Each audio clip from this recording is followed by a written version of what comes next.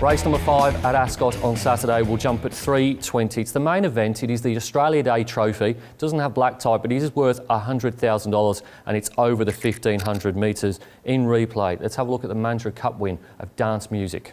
And well back, he's a Parker tradesman into the straight. Dance Music went straight past Wrinkly. Dance Music burst away. Down the outside, Harry Thomason, Disposition and Lord Help Me Run is winding up as well. Dance Music's in front with 150 to travel. Harry Thomason, Disposition, Lord Help Me Run, but Dance Music, she'll get 1,400. She'll get it on a rear. Dance Music, great ride to win it from Disposition. The Mandurah Cup is the main form reference here. 6 of the 7 acceptances come out of that race last start. It was won by Dance Music, very impressively as well, by nearly a length and a half from Disposition. Had been running well behind the likes of Undisclosed, Caracapo, Electric Light and Unitime prior to that. 1,500 metres, I suppose, is a little bit of a query. Won over the 1,400 last start and will be on speed for Chloe Azzopardi, who can't claim because of the value of the race. Stays on top, though, at number 4, Dance Music. From number 6, Lord Help Me Run, who was probably a little bit unlucky behind Dance Music in the Mandurah Cup, was beaten a length and 3/4. I think this horse can get a lot closer on Saturday. Gets gate number 1 as well, with Peter Hall keeping the ride. He's ridden the horse the last 2 times.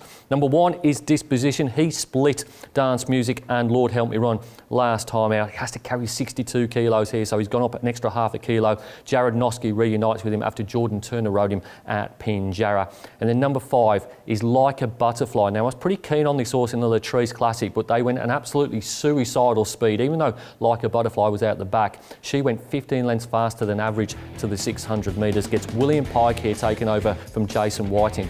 Could be a flop or could absolutely fly here, Like a Butterfly. Certainly would have to put it into the exotics.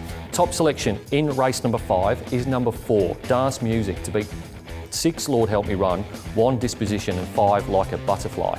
Race number 6 at Ascot on Saturday will jump at 3:55. It's the Amelia Park Lodge Handicap over 1,200 metres and in replay. Look away if you back Festival Miss last start. Let's have a look at her finishing 11th. Searching for a needle eye opening down on the inside. There's not a lot of room. The Aconian had reached the lead. Back on the inside, battling away Metallic Bell. Here's Speeding Comet down the outside with Plutocracy and Skin and Tins. With 100 left to go, Speeding Comet had reached the lead. Plutocracy gunning it down. Yeah, Dardy near the rails. Speeding Comet and Plutocracy. Speeding Comet.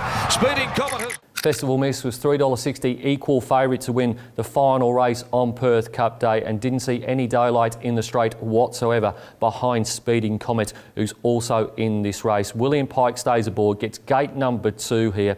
You go through her form, it's been pretty impressive, beating Cryptic Love, been not too far away for Essential Spice, been just touched off by Mad Brad, and the trial behind Don't Fuss was pretty good as well. I'm willing to give her another chance here from a decent gate. Goes on top from number 2, Free Trade, who was very, very big in the Fitzpatrick Plate down at Albany first up. Was beaten 3/4 length by Mankind, but was arguably the run of the race. Should be there or thereabouts, one would think. Number 4 is Flower of Wars, won 2 in a row since winning its trial at Larkhill ahead of its preparation. Beat Gonna Go and then Dacio, who's also in this race. They were both 66 plus handicap races up to the 72 on Saturday. And then number 1, Yeah, Dardy. Very highly rated horse, is 86 in the handicap. They've elected to claim again here with Harry Grace riding the horse for the 2nd race in a row. Was only beaten 3/4 of the length by Speeding Comet in that race last start. Comes down to 58 kilos. Probably can't win with the race, but is a listed winner from the campaign previously and certainly can run quite well and get into the numbers. Top selection in race number 6 is number 5, Festival Miss, to beat 2, Free Trade, 4, Flower of War and 1, Yeah, Dardy. Race number 7 at Ascot on Saturday will jump at 4:30. It's the DeSonia Handicap over 1,400 metres in replay. Let's go down to Pinjarra and the impressive win of Serenity Bay. Baron Sky Atlas headed the remainder. They'd balanced up by the 300 Nobelium. Got its head in front from Dance Mindy. Dance Keeper's Tail battling away. Abbey Lane the Grey trying to really raise an effort at the 100 though, and Nobelium had kicked away. Serenity Bay is starting to give chase. Nobelium stopping. Serenity Bay flying. The post looms. They've gone to it. Oh. Serenity Bay is a horse on the improve. Has only had the 5 starts for 3 wins and 2 seconds, but the win at Pinjarra was very, very good. Only won by a small margin, but had the fastest sectionals home.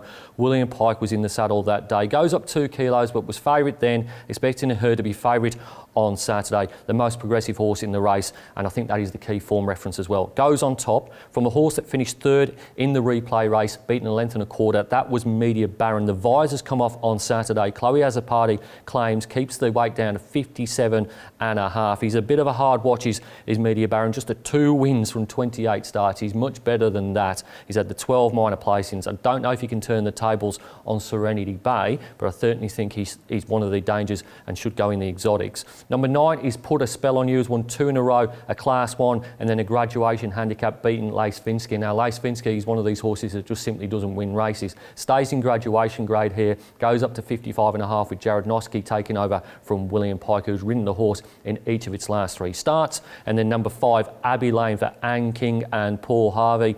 Paul Harvey rode this horse 3 starts ago. That was back in Belmont in September. He's 2nd or 3rd up, on Saturday. Didn't have a trial, so still plenty of improvement to come. And Anne King's gallopers, when they draw low and they come to a Saturday race, I always respect them.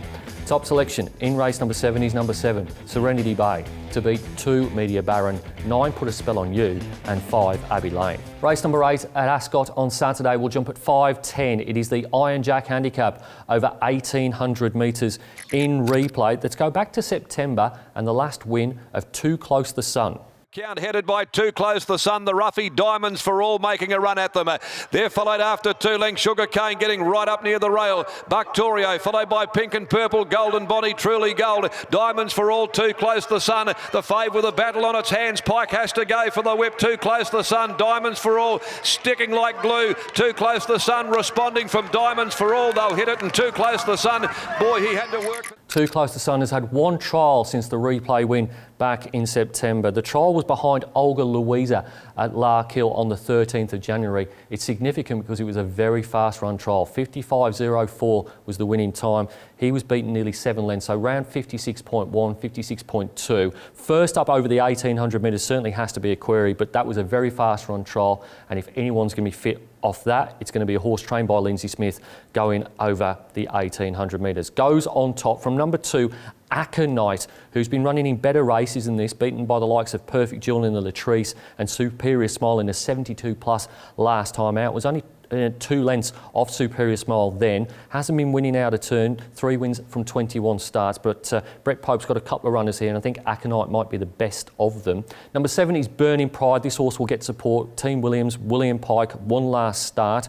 4 from 22 is Burning Pride, but it was only a Class 3. Previous win was a Class 3 as well. Last time this horse went round in a graduation grade, it was over the 1,800 metres here and was beaten 6 lengths with Molly Clark in the saddle. And then number 1, Rivalry Galore, won the Belmont Classic back in July. He's 3rd up on Saturday. Had a couple of trials, he's had a couple of runs, 1,600, then 2,000 metres. Now back to the 1,800 metres. I prefer to see this horse have a little bit further and perhaps on a softer track, but goes in the minors.